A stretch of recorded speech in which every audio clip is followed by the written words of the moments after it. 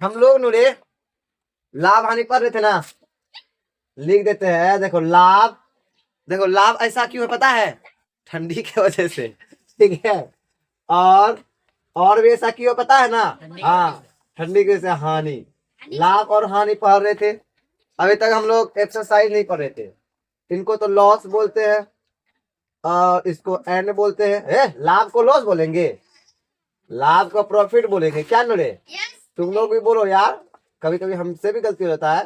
Profit and loss, इधर है loss, ठीक है। प्रॉफिट एंड लॉस, इसको हम लोग पढ़ रहे थे क्या। और इनमें से बहुत सारा बच्चा ऐसा भी है जो फॉर्मूला को एकदम गर्दा उतार के रखा है। और लाभ हानि अगर प्रतिशत में आता है तो उसका भी फॉर्मूला रटा है। और सवाल भी कुछ कुछ बनाया है। तो एक सवाल अगर हम देंगे, पहले एक्सरसाइज का नहीं, पहले एक सवाल देंगे और आप लोगों को बनाना है। तो कितने लोग बना देंगे? क्वेश्चन, एक आदमी 110। हम लोग पहले जानते हैं कि लाभ जो है, लाभ होगा, लेकिन कब होगा? अगर हम कोई वस्तु को या किसी भी वस्तु को, सपोज करो कि ये मार्कर को अगर हम 20 रुपया में खरीद लिए। कितना में खरीदे? 20 रुपया में। चलो ना 30 रुपया बेकार, 20 रुपया खरीद लिए और इसी को बाजार में जाके या किसी व्यक्ति के पास जाके 30 रुपया में बेचे। यानी किसी मार्कर को कितना में खरीदे? 20 रुपया में, और बेचे तो 30 रुपया में। यानी कम में खरीदा गया ना, कम में खरीदा गया और ज्यादा में बेचा गया ना।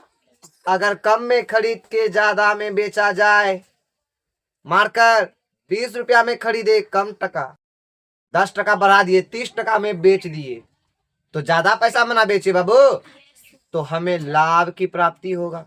ये बात हम बताए थे पुराना जमाना में।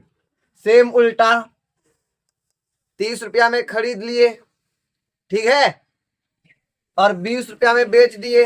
मतलब ये कि अधिक में खरीदे, कम में बेचे, हानि। अब समझो, कम में खरीद के ज्यादा में बेचेंगे, लाभ। ज्यादा में खरीद के कम में बेचेंगे, हानि। दूसरा, जिस मूल्य में खरीदा गया वो क्रय मूल्य कहलाएगा। क्रय मूल्य 20 में खरीदे ना, यह क्रय कहलाएगा। जिसमें खरीदा जाएगा वो क्या कहलाएगा? क्रय। और जिसमें बेचा जाएगा वह विक्रय कहलाएगा। ये भी बात आपको बता दिए थे ना, ये मूल्य है। ये भी बात आप लोग जान चुके थे ना। अब आइए समझते हैं।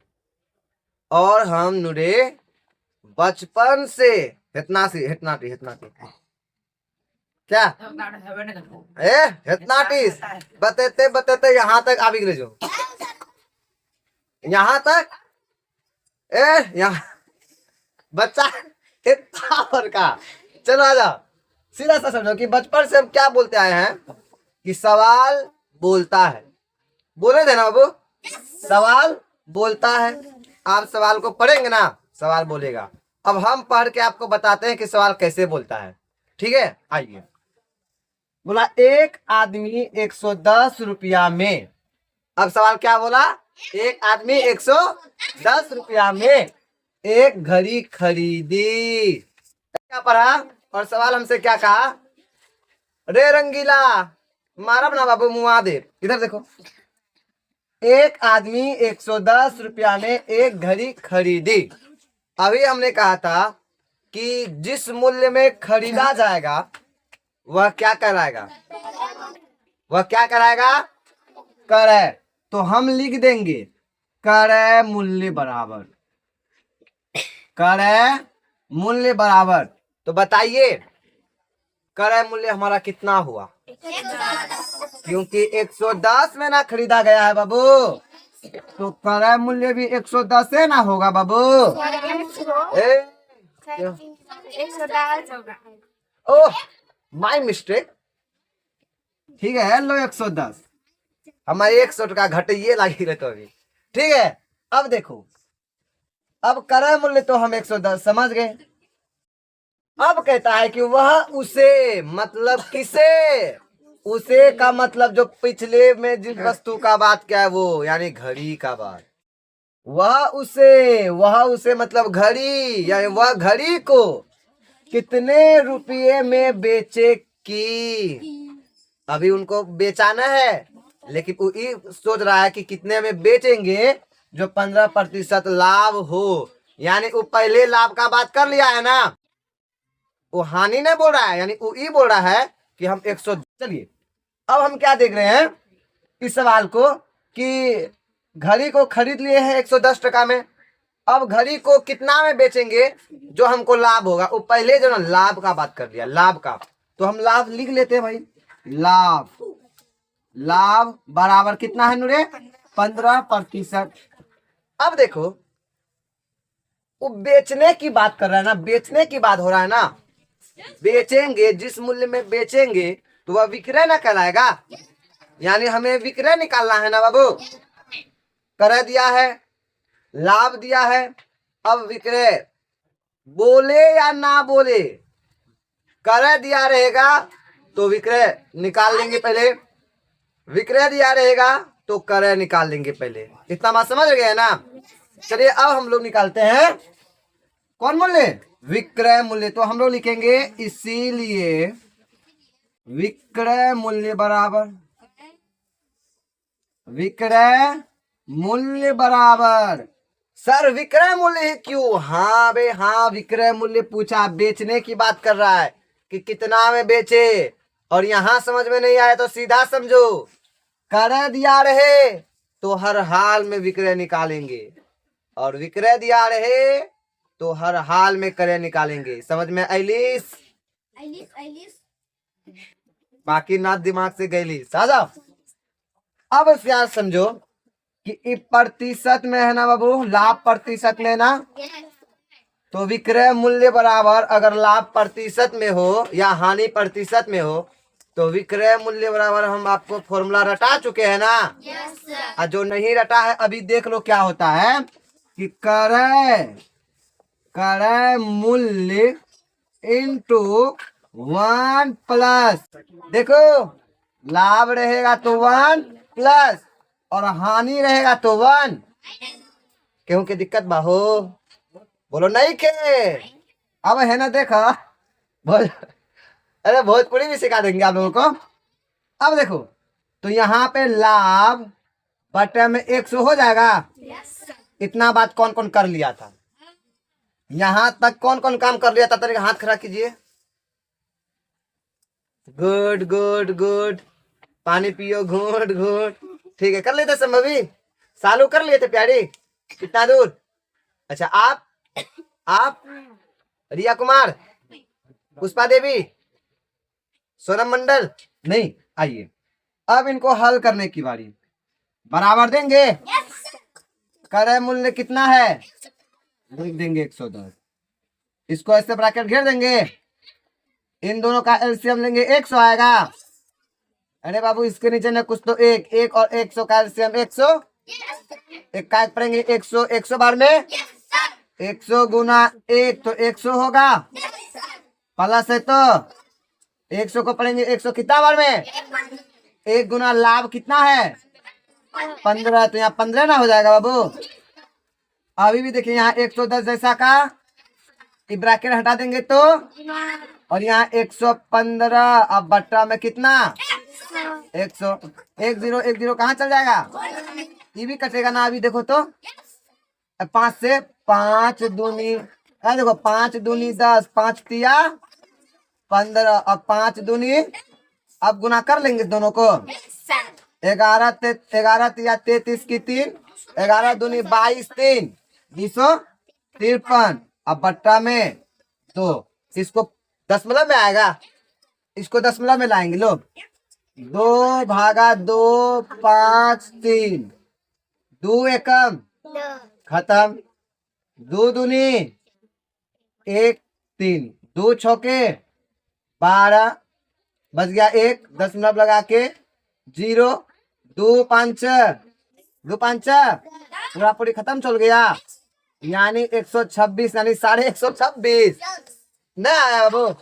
तो इसका आंसर आ गया यहाँ पे 126.5। कितने लोग समझा, उतारिए इनको। कुछ वही है, खाली ये चीज आ गया है, 10% हो गया है, लाभ घट गया।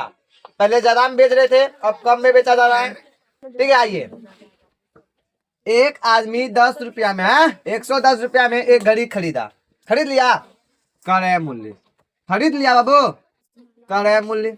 ठीक है, कितना में खरीदा? 110 में। हाँ हाँ लोग नो, अब हिन्ने देख। ठीक, अब फिर लाभ हो रहा है, यानी वो लाभ मांग रहा है, हो नहीं रहा है, लाभ मांग रहा है। कितना प्रतिशत? 10%। जैसा कि हमने बताया था, क्या क्रय दिया रहे तो विक्रय निकालना ही होगा, इतना बात जानता है ना। अब विक्रय निकालेंगे हम, इसीलिए लिखना नहीं भूलना, इसीलिए विक्रय मूल्य बराबर, विक्रय मूल्य बराबर। देखो लोग फॉर्मूला क्यों रटता है? ताकि सवाल को आसानी से बना सके।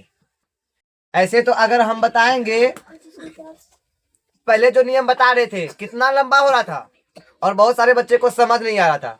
इनमें से कुछ लोग बोलेगा कि लॉन्ग विधि बताओ। अरे भैया, बच्चा किस क्लास का है, आप बोल रहे लॉन्ग विधि कैसे चलेगा? ऐसा अब बता रे, सपोज करो ये विधि आपको समझ में आ रहा है ना, जबकि ये इतना आसान विधि है। आपको एक चीज समझ में आ गया है कि क्रय पूछा है तो विक्रय निकालना होगा, विक्रय पूछा है तो क्रय निकालना होगा। आसान सा। आपको ये भी पता है कि क्रय मूल्य बराबर क्या होता है, विक्रय मूल्य बराबर क्या होता है, बस आपको सॉल्व करना होता है। लेकिन आंसर तो आ रहा है। क्या इसमें नंबर नहीं मिलेगा? इसमें भी नंबर मिलेगा, उसमें भी नंबर मिलेगा, लेकिन इसको आप आराम से समझ के जल्दी बना लेंगे, आपका समय कम लगेगा। और उसको अगर आप समझ जाएंगे तो आपका फिर भी लेट बनेगा। अगर एक चीज आप छोड़ दिए लिखना तो गलत हो जाएगा। वैसे मैथ है, मैथ में जीरो का भी महत्व होता है। अगर आप जीरो छोड़ देंगे, सपोज करो कि मैं यहाँ से जीरो हटा दूंगा, छोड़ दूंगा, तो मेरा आंसर गलत आ सकता है। मैथ है, इसीलिए मैथ में लोग शॉर्ट विधि ही अपनाता है। बहुत सारे लोग तो ट्रिक रट जाता है, इतना ट्रिक रटता है कि मत पूछो, जल्दी बनाने के लिए। लेकिन ये ट्रिक नहीं है बाबू, ये फॉर्मूला है। आइए विक्रय मूल्य निकाल रहे हैं, सेम टू सेम वैसा। क्रय मूल्य बराबर, क्रय मूल्य विक्रय मूल्य बराबर क्रय इंटू 1 तो लगा दिए। अब बता प्लस होगा कि माइनस? क्योंकि लाभ है तो प्लस, लाभ बटे में ना 100, तो लाभ 10, अब बट्टा रुक, बट्टा में 100। ठीक है, और इसको घेर दिए, लाभ नहीं लिखे। देखो बाबू, कि बट्टा में जो 100 आया ना, कंफ्यूज होता है कि सर फॉर्मूला से आया, नहीं प्रतिशत से आया, प्रतिशत का बदले बट्टा में 100। ठीक है बाबू, इतना समझ गया? समझ ल रिया? रिया गेरिया जलेबो तो दिया कर मैं गबरिया। यहाँ देख, मारबो रिया नहीं, संठी मांग लगा देती है। देखो क्रय मूल्य 110 है, चलिए, और इंटू है तो इंटू, इसके नीचे ने कुछ तो नीचे एक लगा सकते हैं ना, किसी भी संख्या के नीचे। 1 और 100 का एलसीएम, इतना बात सबको पता है। ये भिन्न का जोड़, एक का एक पढ़ेंगे, 100 100 बार में 100 गुना 1 प्लस है तो ये दोनों समान है तो 1 आएगा, 1 गुना 10 घेर देंगे। फिर यहाँ 100 जैसा का 110 हमरा चलो 110, ये ब्रैकेट हटा देंगे तो क्या हो जाएगा बाबू? 110 यहाँ भी हो जाएगा, अब बट्टा में यहाँ भी 100 हो जाएगा। ई जीरो बुरा में गया, ई जीरो बुरा में गया, और 11 गुना 11 131 आंसर। कितने लोगों का कैमरा में आया है? नहीं। और मेरे बोर्ड की तरफ देखिए, क्वेश्चन तो पहले पढ़ना ही पड़ेगा। बिना क्वेश्चन पढ़े अगर कोई सवाल बनाने जाएंगे तो गलत बना के बैठ जाएंगे। यदि एक खिलौना को 5 रुपया प्रति की दर से खरीदा गया, खिलौना को खरीदा गया तो क्रय मूल्य ना, खिलौना को खरीदा गया तो क्रय मूल्य ना, तो कितना रुपया में? 5 रुपया में। ₹5 में खरीदा बाबू। ए 1 खिलौना को प्रति बोला तो एक, प्रति बोला तो एक, यानी 1 खिलौना को ₹5 में खरीदा गया। फिर बोलता है तथा 4.50 प्रति खिलौना की दर से, यानी अब क्या कर रहा है, खिलौना को बेच रहा है। बेच रहा है तो विक्रय मूल्य ना, तो हम लिख देंगे विक्रय मूल्य। बेच रहा है तो विक्रय मूल्य ना, लेकिन ₹4.50 की दर से बेच रहा है। देखो, पहले खरीदा 5 टका में, अब वो ₹4.50 में बेच रहा है। ये कम हो गया ना, ये कम टका में बेच रहा है ना, 50 पैसा हमको लॉस लगने जा रहा है ना, तो यहाँ कम बेच रहा है, तो हम तो समझ गए कि हानि हो रहा है। हम तो समझ गए क्या हो रहा है, हानि हो रहा है। तो हानि निकालेंगे ना बाबू। पहले तो विक्रय मूल्य मिल गया हमको, विक्रय मूल्य मिल गया हमको। अब पता भी चल गया क्या कि हानि हो रहा है, तो हानि निकालेंगे। हम बोले थे कि ज्यादा में खरीद के कम में बेचा जाएगा तो हानि होगा, ज्यादा में खरीद के कम में बेचा जाएगा तो क्या होगा, हानि। तो हम निकालेंगे, इसीलिए हानि बराबर क्रय माइनस विक्रय ना, क्रय माइनस विक्रय ना बाबू। चलिए, तो क्रय कितना है, 5 माइनस 4 टका 50 पैसा घटाना है, तो कितना बच जाएगा बाबू, हाँ 0 टका, 0 टका 50 पैसा ना बचेगा, ₹0.50। कैसे बचेगा, देखो 5, इसके पीछे ने कुछ तो डबल 0 लगा देंगे, 4.50। 0 में तो 0 चल गया, ठीक है, लेकिन 0 में 5 नहीं जाएगा, 1 पे चलेंगे, 10 में 5 जाएगा 5, और यहाँ दशमलव यहाँ भी, यहाँ बच गया 4 में 4 गया। कैसे आया पता चला ना, पैसा पैसा में और रुपया रुपया में घटाएंगे। अब ये तो हो गया हमारा हानि, ये हमारा क्या हो गया, हानि हो गया। 50 पैसा हानि वैसे भी हमको पता चला था। अब निकालेंगे हानि प्रतिशत बराबर, हानि प्रतिशत बराबर, हानि कितना है 0.50 बट्टा में क्रय मूल्य कितना और गुना में कितना 100। एक फॉर्मूला लगा यहाँ पे, हानि प्रतिशत का फॉर्मूला होता है हानि बटे क्रय मूल्य गुना 100, गुना 100 इसलिए दिए क्योंकि प्रतिशत में पूछा हानि को ना, इसीलिए गुना 100। अब देखो ध्यान से, यहाँ अगर दशमलव उड़ा देंगे तो यहाँ 50 बट्टा में 100 होगा, और नीचे 5 होगा, और यहाँ पे गुना 100 होगा। इतना बात कौन समझा? अगर यहाँ नहीं समझ आया तो आप ऐसे कर सकते हैं, देखिए न, देखो ना, कटाएंगे नहीं, देखो करेंगे क्या, देखो इसके भी नीचे न कुछ तो कोना कोनी कर सकता है ना, 5 दूनी 20 हो गया, कट गया। अब इधरों को गुना करने जानते हैं, दशमलव वाला को, दशमलव वाला गुना करने जानते हैं ना, दशमलव वाला गुना करने कौन कौन जानता है? अगर नहीं जानता है तो यहाँ देखो, यहाँ 0.50 बना और यहाँ गुना 20 बना। देखो सब कुछ तोड़ के बता रहे हैं, पहले इसको कटा दिए, दशमलव वाला अगर गुना नहीं कर रहा है तो आप ऐसा करेंगे, देखो कैसा, इसको फिर दशमलव उड़ाएंगे तो नीचे 100 आएगा। कितना लोग समझा? 20 5 100, तो ऊपर क्या बच गया और नीचे कितना बच गया? अब बराबर कितना हो गया? 10%। कहाँ है 10%? यहाँ पे आंसर। अब समझ में आया? कौन कौन समझा? नहीं आया समझ में? क्या बोल रही है? अच्छा आ जाओ, आ जाओ, पहले बोल दो नहीं तो हम फिर लिख देंगे, फिर दिक्कत हो जाएगा। आ जाओ, फिर से समझाते हैं, देखो क्या हुआ।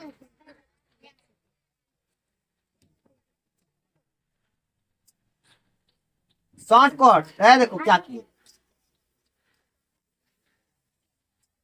रुको रुको रुको, उतारने को हड़बड़ी नहीं करेगा, बोले समझ जा, फिर से समझा रहे हैं, उतारने को हड़बड़ी। अगला सवाल ना बनता तो कनपटिया मारी दो। जब बोल रहे कि बोर्ड में छोड़ देंगे, एक बार और समझा रहे, समझ जाओ क्या दिक्कत है। आ जाओ, पहले बताओ यहाँ हानि तक कौन निकाल लिया था? हानि तक तो किसी को दिक्कत नहीं था, हानि हम निकाल लिए, लेकिन हानि प्रतिशत में ना पूछा है। वहां देखो हानि प्रतिशत में ना पूछा है। अब इसी हानि को प्रतिशत में ना निकालेंगे तो हम लिखेंगे हानि प्रतिशत बराबर, इसीलिए हानि प्रतिशत बराबर इसका फॉर्मूला होता है बाबू, देख लो। अगर हानि पूछेगा तो ऊपर में हानि, बट्टा में क्रय मूल्य होता है, बट्टा में कौन मूल्य होता है, और प्रतिशत में निकालने के लिए गुना। अब यहाँ पे समझा, ये हानि प्रतिशत वाला फॉर्मूला हो गया, ये हानि प्रतिशत वाला। अब देखो बाबू करेंगे क्या, देखो अब जो जो दिया है ना उसको हम लोग लिख लेंगे। हानि कितना दिया हुआ है बाबू, 0.50 बट्टा में क्रय मूल्य, बट्टा में कितना है 5, और इधर गुना में। यहाँ तक समझ गया, ई कोना कोनी कट रहा है, 5 दूनी 20 हो गया। अब ऊपर में देखो, नीचे कुछ नहीं ना बचा, ऊपर में बचा 0.50 और गुना में। आपको अगर गुना करने आता है तो आप यहाँ भी गुना कर सकते हैं, ठीक है। और हम बता भी देंगे गुना करने का आसान तरीका। इधर 2 आदमी है ना, इसको आप दशमलव भूल जाइए और गुना कर दीजिए, और 2 आदमी के बाद दशमलव लगा देना पीछे से, ठीक है। यहाँ भी आपको बताते हैं, लेकिन अगर यहाँ समझ रहे हो कैसे करेंगे गुना, देखो ध्यान से।